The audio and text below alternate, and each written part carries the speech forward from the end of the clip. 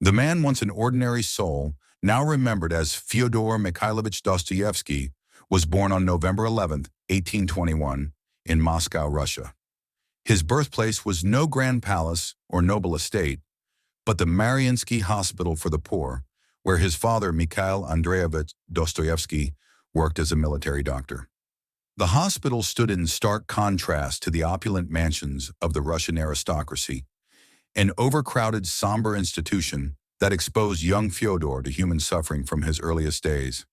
His mother, Maria Nechaeva, was a kind, deeply religious woman from a merchant family whose gentle influence would later contend with the more rigid and severe temperament of his father. The Dostoevsky family belonged to the lower ranks of the Russian nobility, but they lived modestly, far removed from the wealth and privileges of the aristocracy. Mikhail Dostoevsky, an authoritarian and at times tyrannical figure, demanded absolute obedience from his children. He was a man of contradictions, both devoutly religious and prone to fits of rage, a strict disciplinarian who also dreamed of social advancement. Under his watchful eye, Fyodor and his siblings received an intense early education in literature, history, and religion. It was through his father that young Fyodor first encountered the works of the Russian Orthodox Church and classical literature, reading the Bible alongside Pushkin, Karamazov, and Homer. But it was his mother who softened these rigid lessons with warmth and affection.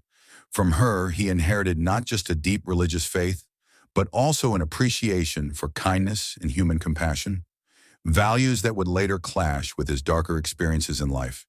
Tragedy struck in 1837 when Maria Dostoevskaya died of tuberculosis, leaving 15-year-old Fyodor and his siblings in the sole care of their increasingly erratic father. This loss marked a turning point in Dostoevsky's life, a foreshadowing of the suffering that would shape his literary voice. Shortly after his mother's death, Fyodor and his older brother Mikhail were sent to St. Petersburg to enroll in the Nikolaev Military Engineering Institute. It was a path chosen not out of passion, but out of necessity. The Dostoevsky family lacked the wealth to secure their sons' futures in literature or the arts, and the military offered a stable career. But the rigid discipline of the engineering school suffocated Dostoevsky's creative spirit. Instead of fully embracing mathematics and military studies, he immersed himself in literature, devouring works by Shakespeare, Goethe, Schiller, and most significantly, the French Romantics. Balzac's Eugénie Grandet and Victor Hugo's Notre Dame de Paris left profound impressions on him, planting the seeds of his future literary ambition. By this time, news had reached the Dostoevsky brothers that their father had died under mysterious circumstances. Officially, it was claimed that Mikhail Dostoevsky suffered a stroke, but rumors circulated that he had been murdered by his own serfs, who had allegedly beaten him to death in retaliation for his cruel treatment. The uncertainty surrounding his father's death tormented Fyodor for years. Whether real or imagined, the vision of a tyrannical father meeting a violent end would later manifest in his fiction, most notably in the Brothers Karamazov, where the theme of patricide takes center stage. Despite his military education, Dostoevsky's heart belonged to literature. In 1844, after completing his studies, he resigned from his military post, a bold and financially risky decision, and devoted himself entirely to writing. His first novel, Poor Folk, Bednai Ljudi, was published in 1846, and it catapulted him into the literary world. The novel, a poignant tale of poverty and human dignity, was hailed as Russia's first social novel by the influential critic Vissarion Belinsky. Overnight, Dostoevsky was celebrated as a rising star, a literary successor to Gogol. But fame, as Dostoevsky would learn, was fleeting. His second novel, The Double, Dvoinik, was met with confusion and lukewarm reviews. The novel, a psychological exploration of identity and paranoia, was far ahead of its time, delving into the fragmentation of the human mind in ways that would later be admired by existential and psychoanalytic thinkers. But in 1846, it was largely dismissed as incoherent. The harsh criticism wounded Dostoevsky deeply, and for a time his literary prospects seemed uncertain. Worse still, he became entangled in the radical intellectual circles of St. Petersburg. Inspired by the revolutionary fervor spreading across Europe, Young intellectuals, including Dostoevsky, gathered to discuss socialist ideas, the plight of the poor, and political reform. Dostoevsky was drawn to the Petrushevsky Circle, a group of utopian socialists and intellectuals who debated the injustices of Tsarist Russia. But in a country where dissent was not tolerated, such discussions were dangerous. In 1849, the circle was infiltrated by informants, and Dostoevsky, along with many others, was arrested and sentenced to death for conspiracy against the state. On December 22, 1849, Dostoevsky and his fellow prisoners were led to Semyonovsky Square for execution. Dressed in burial shrouds, they were lined up before a firing squad. The first group of prisoners was bound and blindfolded, and the order to fire was seconds away when, suddenly, a messenger arrived. Tsar Nicholas I had commuted their sentences at the last moment. It was a calculated act of psychological terror. Instead of death, Dostoevsky was sentenced to 4 years of hard labor in a Siberian prison camp, followed by forced military service. This brush with death changed him forever. The experience, later described in The Idiot, left an indelible mark on his psyche. As he boarded a prisoner transport to Siberia, Dostoevsky was no longer the same man. The idealistic young writer who had once flirted with socialist ideas was gone. In his place was a man who had stared into the abyss and emerged with a new understanding of suffering, redemption, and the human condition. Fyodor Dostoevsky arrived in Omsk, Western Siberia, in January 1850. The penal camp where he was to serve his sentence was a brutal place, a world of filth, disease, and unrelenting cruelty. He was thrown into a barracks filled with murderers, thieves, and violent criminals, men who had nothing left to lose.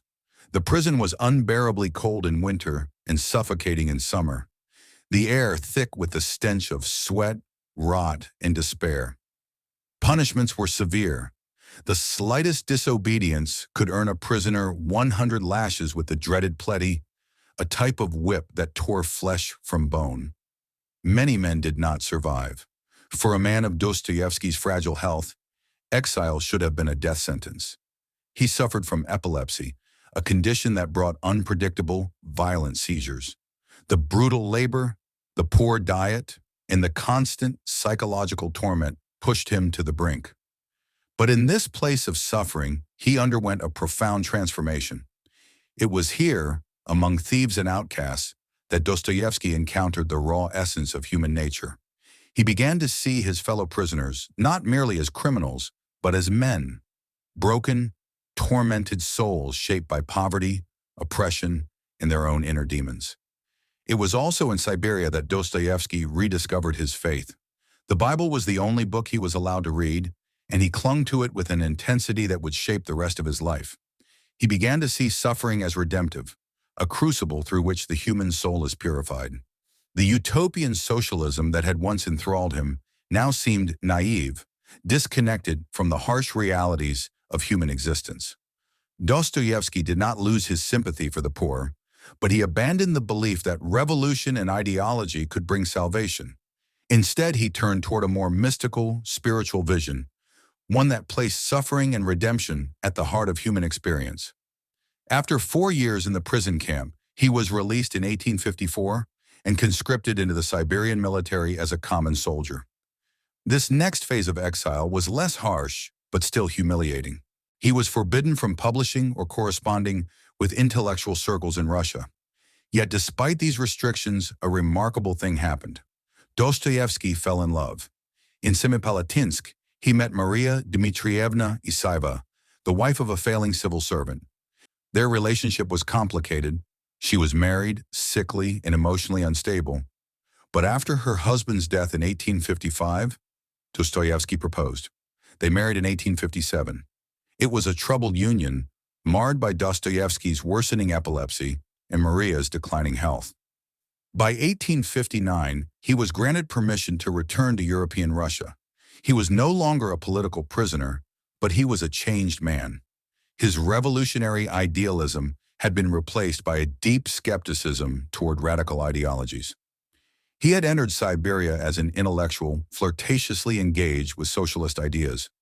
He emerged as a writer who saw suffering, faith, and the human soul as the true battleground of existence. He was ready to write again. Upon returning from exile, Dostoevsky faced a literary world that had moved on without him. The radical socialist critics who had once celebrated poor folk now saw him as outdated, a man whose imprisonment had stripped him of his intellectual credibility.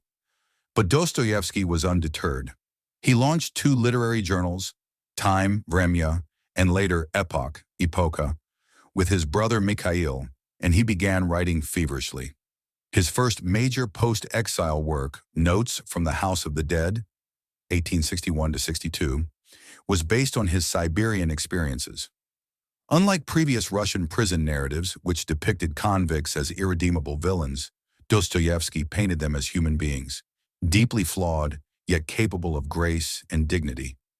The novel was a revelation. It shocked Russian readers, who were accustomed to simplistic moral judgments about criminals. It also signaled Dostoevsky's new literary voice, deeply psychological, deeply religious, and unafraid to stare into the abyss of human suffering. Then came Humiliated and Insulted, 1861, a sentimental novel that showcased his growing interest in the psychological torment of his characters. Though it lacked the philosophical depth of his later masterpieces, it was clear that Dostoevsky was refining his craft. But just as he was regaining his footing, tragedy struck. In 1864, his wife Maria died of tuberculosis, followed shortly by the death of his beloved brother Mikhail. Dostoevsky was devastated. His brother's death left him in financial ruin. Mikhail had handled most of their business affairs, and now creditors were closing in. To make matters worse, Dostoevsky had developed a crippling gambling addiction. First introduced to the roulette tables in Germany, he found himself entranced by the thrill of risk and loss. Again and again, he gambled away what little money he had, plunging deeper into debt. He was now at his lowest point, widowed, destitute, and on the verge of bankruptcy. It was at this moment in 1865 that he struck a desperate deal with a publisher. If he failed to deliver a new novel by a set deadline, he would lose all rights to his future works. With only weeks to write, he dictated The Gambler in a frenzy. Remarkably, in the midst of this crisis, he also began work on what would become one of his greatest masterpieces, Crime and Punishment. Crime and Punishment was unlike anything Russian literature had seen before. It was a novel of ideas, a psychological thriller, and a moral exploration wrapped into one. The story of Raskolnikov, a destitute student who murders a pawnbroker in the belief that he is above morality, was Dostoevsky's response to the radical ideologies of his time. The novel was both a critique of utilitarian rationalism and an exploration of guilt, redemption, and the torment of the human conscience. The book was an immediate sensation. Russian readers were captivated by its psychological intensity, its philosophical depth, and its raw depiction of suffering. Unlike Tolstoy's sweeping historical epics, Dostoevsky's novels were claustrophobic, plunging deep into the minds of tormented individuals. With Crime and Punishment, he had found his true voice. But success did not bring stability. Shortly after the novel's release, Dostoevsky fled Russia to escape creditors. He traveled through Germany and Switzerland, often living in poverty, gambling away what little money he had. During this time, he met a young stenographer, Anna Grigorievna Snitkina, who helped him transcribe his novels. She was 25 years younger than him, but despite their age difference, they fell in love and married in 1867. Unlike his first marriage, this one was a source of strength and stability. Anna became his manager, helping him escape debt and rebuild his finances. Over the next decade, Dostoevsky would go on to write his greatest works, The Idiot, Demons, The Possessed, and The Brothers Karamazov, each one a deeper meditation on faith, suffering, and redemption. By the late 1860s, Fyodor Dostoevsky had found both personal and creative stability. His second wife, Anna, provided him with the financial discipline and emotional support he had long lacked. While he still struggled with epilepsy and the remnants of his gambling addiction, he was no longer drowning in debt. More importantly, he was now fully in command of his artistic vision. He had already shocked Russia with Crime and Punishment, but his next novels would push the boundaries of psychological and philosophical depth even further. In 1869, while living in Europe with Anna, Dostoevsky wrote The Idiot. It was his most personal novel, a deeply emotional, almost autobiographical meditation on goodness, suffering, and the nature of Christ-like purity. The protagonist, Prince Mishkin, was unlike any of Dostoevsky's previous characters. He was not tormented by guilt or ideology. Instead, he was an innocent soul, a man too good for the corrupt world around him. Inspired in part by Dostoevsky's own struggles with epilepsy, Mishkin suffers seizures that seem to bring him closer to an almost mystical understanding of the world. But The Idiot was also a tragedy. Mishkin's purity is not enough to save him in a world dominated by greed, selfishness, and chaos. The novel, though revered today, was met with mixed reactions upon publication. Critics found its structure disjointed, its characters irrational.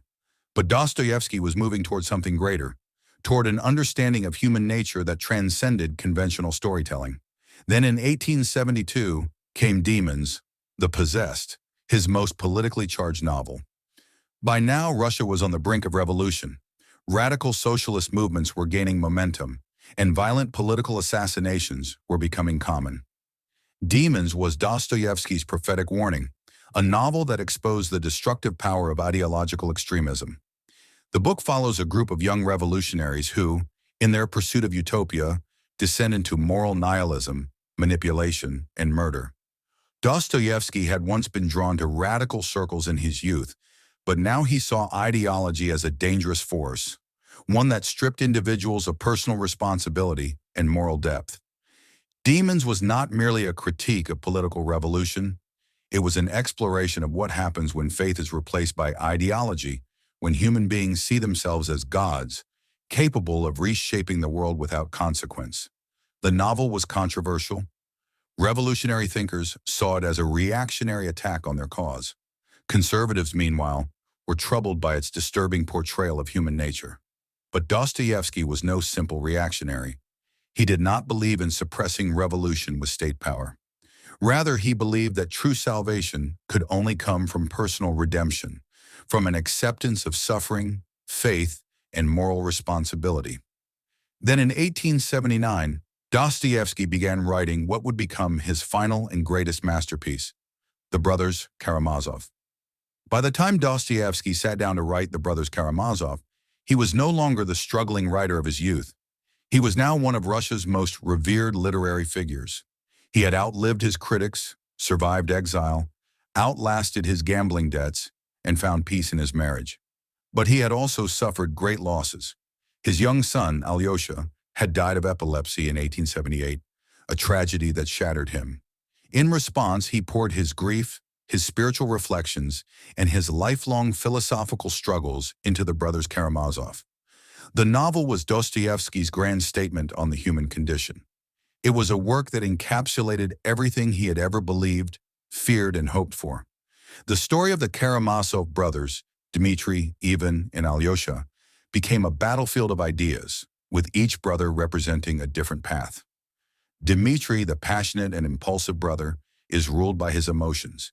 He represents man's struggle with desire, guilt, and honor. Ivan, the intellectual and skeptic, is the embodiment of rationalism and atheism.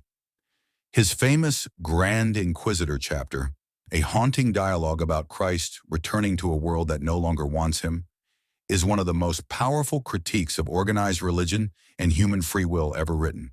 And then there is Alyosha, the youngest brother, a figure of faith and kindness, modeled after Dostoevsky's lost son. Alyosha is not a saint, but he represents the possibility of redemption, of finding meaning in suffering rather than falling into despair. At its heart, The Brothers Karamazov is a novel about choice. It does not provide easy answers, nor does it impose a single ideology. Instead, it presents the full spectrum of human experience: doubt, faith, love, hatred, justice, and forgiveness. It is a book that questions everything while affirming that there is, perhaps, something greater than ourselves beyond all the suffering. The novel was an immediate success. Russian readers recognized it as Dostoevsky's magnum opus. Tolstoy, who had long dismissed Dostoevsky's chaotic style, privately admitted his admiration for the book. Even in the West, Dostoevsky's reputation began to grow. But Dostoevsky himself would not live to see the full impact of his work. On January 28, 1881, just months after completing the Brothers Karamazov, Fyodor Dostoevsky died in St. Petersburg. He had suffered from lung hemorrhages, a condition that had worsened over the years. His death was sudden, but perhaps not unexpected. His body had endured years of epilepsy, exile, poverty, and anxiety.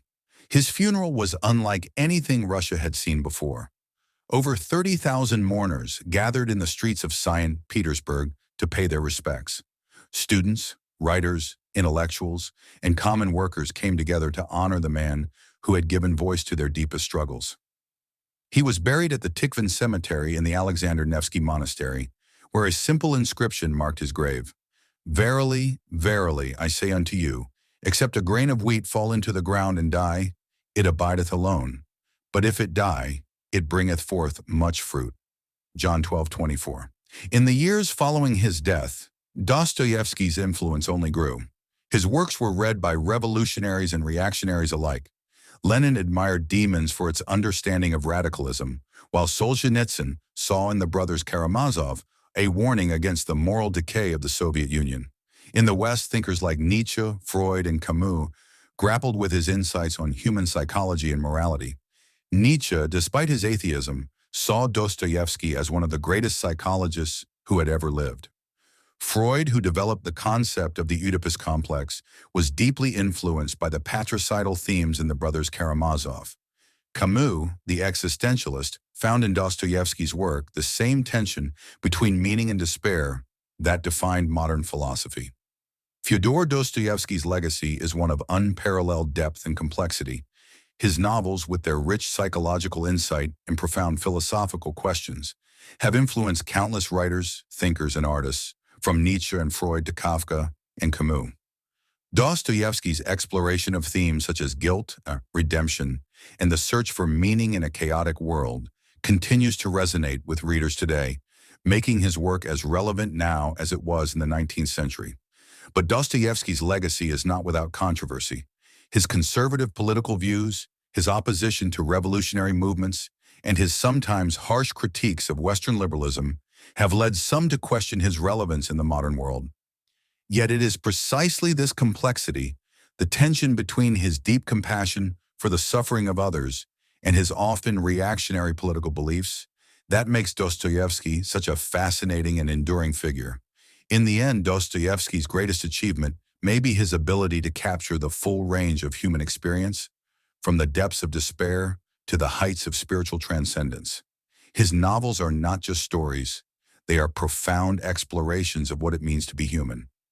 And in a world that continues to grapple with questions of morality, faith, and the nature of evil, Dostoevsky's voice remains as vital and urgent as ever. What do you think of Fyodor Dostoevsky? Was he one of the greatest novelists of all time, or do his flaws and contradictions diminish his legacy? Please let us know in the comments section, and in the meantime, thank you very much for watching.